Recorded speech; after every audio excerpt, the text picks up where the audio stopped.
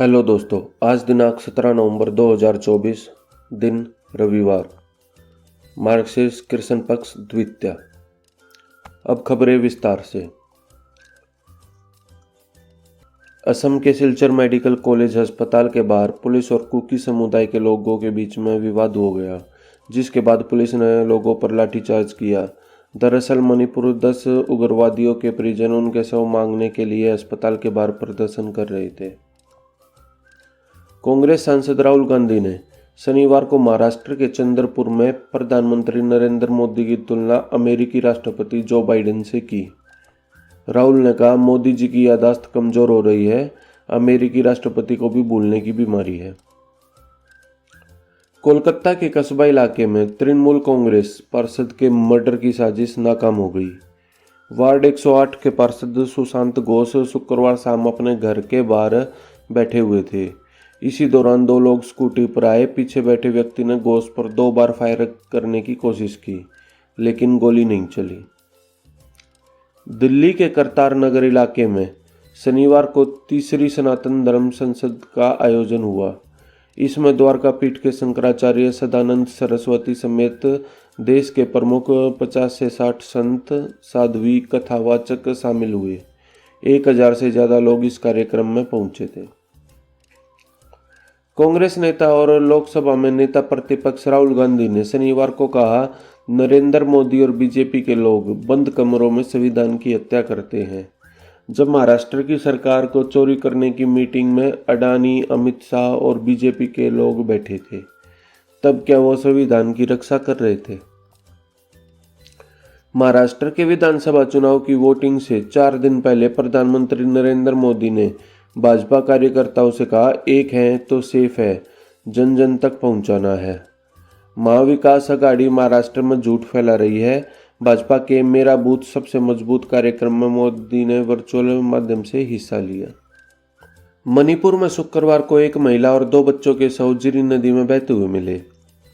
इसके बाद से राज्य के कई जिलों में विरोध प्रदर्शन शुरू हो गया, जो अब हिंसक रूप में हो गया है। मैतेई समुदाय के लोगों ने इम्फाल में 8 विधायकों के घर पर हमला किया। प्रदर्शनकारियों ने यहां पथराव और आगजनी भी की। कांग्रेस अध्यक्ष मल्लिकार्जुन खड़गे ने शनिवार को झारखंड के जामताड़ा और खिचड़ी में चुनाव सभा की। उन्होंने कहा, हमारे कांग्रेस सरकार के बनाए हुए कॉलेजों में पढ़कर आज हमसे ही पूछते कांग्रेस ने 70 सालों में किया क्या है। दिल्ली में शनिवार सुबह भी प्रदूषण बेहद खतरनाक स्तर पर रिकॉर्ड किया गया। दिल्ली के 10 से ज़्यादा स्टेशंस पर सुबह 7 बजे AQI 400 प्लस दर्ज किया गया। जहांगीरपुरी में AQI सबसे ज़्यादा 445 तक पहुंचा। शिरोमणि अकाली दल के अध्यक्ष सुखबीर सिंह बादल ने अपने पद से इस्तीफा दे दिया। इसकी जानकारी पार्टी के प्रवक्ता डॉक्टर दलजीत सिंह चीमा ने दी। उन्होंने इसको लेकर सोशल मीडिया एक्स पर पोस्ट डाली है। ईरान ने अमेरिका को एक मैसेज भेजकर साफ किया है कि उसका नवनिर्वाचित राष्ट्रपति डोनाल्ड ट्रंप की हत्या का कोई इरादा नहीं है। न्यूयॉर्क टाइम्स के रिपोर्ट्स के मुताबिक ईरान ने अक्टूबर में थर्ड पार्टी के जरिए अमेरिका को यह मैसेज भेजा था। अमेरिका में भारतवंशी बिजनेसमैन विवेक रामास्वामी ने सरकारी नौकरियों में बड़े पैमाने पर कटौती का संकेत दिया है। CNN के मुताबिक रामास्वामी ने फ्लोरिडा में गुरुवार को एक कार्यक्रम में कहा कि वे मस्क के साथ मिलकर हजारों सरकारी कर्मचारियों को सामूहिक रूप से निकाल देंगे। खालिस्तानी आतंकी अर्शदुल्ला के प्रत्यार्पण के मामले पर कनाडा की विदेश मंत्री मेलानी जोली ने कोई टिप्पणी करने से भी इनकार कर दिया है। पेरू में 15 नवंबर को एक मीटिंग के दौरान पत्रकारों से बात करते हुए जोली ने कहा कि वह चल रही जांच पर कोई टिप्पणी नहीं करेगी। प्रधानमंत्री नरेंद्र मोदी शनिवार दोपहर लगभग 1:30 बजे नाइजीरिया के लिए रवाना हो गए। वे राष्ट्रपति अहमद टिनुबू के न्योते पर पहली बार नाइजीरिया जा रहे हैं। भारतीय प्रधानमंत्री का 17 साल में पहला नाइजीरिया दौरा होगा। साल 2007 में तत्कालीन PM doctor Manmohan Singh Nigeria के दौरे पर गए थे। भारतीय रक्षा मंत्री राजनाथ सिंह 20 नवंबर को चीन के रक्षा मंत्री डोंग जुन से मुलाकात करेंगे। मीडिया रिपोर्ट्स के मुताबिक यह मुलाकात अगले हफ्ते लाओस में होने वाले एशियन सम्मेलन में ही होगी। अमेरिका के नवनिर्वाचित राष्ट्रपति डोनाल्ड ट्रंप अपने दूसरे कार्यकाल के लिए अपनी टीम तैयार कर रहे हैं। उन्होंने शनिवार को 27 साल की कैरोलिन लेविट को व्हाइट हाउस प्रेस सेक्रेटरी पद के लिए चुना। कैरोलिन यह पद संभालने वाली सबसे युवा सेक्रेटरी होगी। टेस्ला चीफ एलोन मस्क ने संयुक्त राष्ट्र में ईरान के डिप्लोमेट अमीर सईद ड्राउनी से सोमवार को किसी गुप्त जगह पर मुलाकात की। न्यूयॉर्क टाइम्स के मुताबिक दोनों ने ईरान और अमेरिका के बीच तनाव कम करने के तरीकों पर भी चर्चा की। श्रीलंका के संसदीय चुनाव में राष्ट्रपति अनुरा कुमारा दिसानायके के गठबंधन एनपीपी की जीत हुई। सभी सीटों के नतीजे सामने आ चुके हैं। एनपीपी ने जिलों के आधार पर तय होने वाली 196 सीटों में से 141 सीटों पर जीत दर्ज की है। अमेरिका के नवनिर्वाचित राष्ट्रपति डोनाल्ड ट्रंप अपनी सरकार के अहम पदों पर नियुक्तियां कर रहे हैं।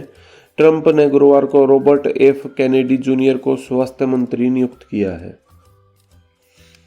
पंजाब के मोहाली में एयरपोर्ट रोड कुंबड़ा पर खालिस्तान समर्थक सिख फॉर जस्टिस के प्रमुख गुरपतवंत सिंह पन्नू ने देश विरोधी नारे लिखवाए हैं।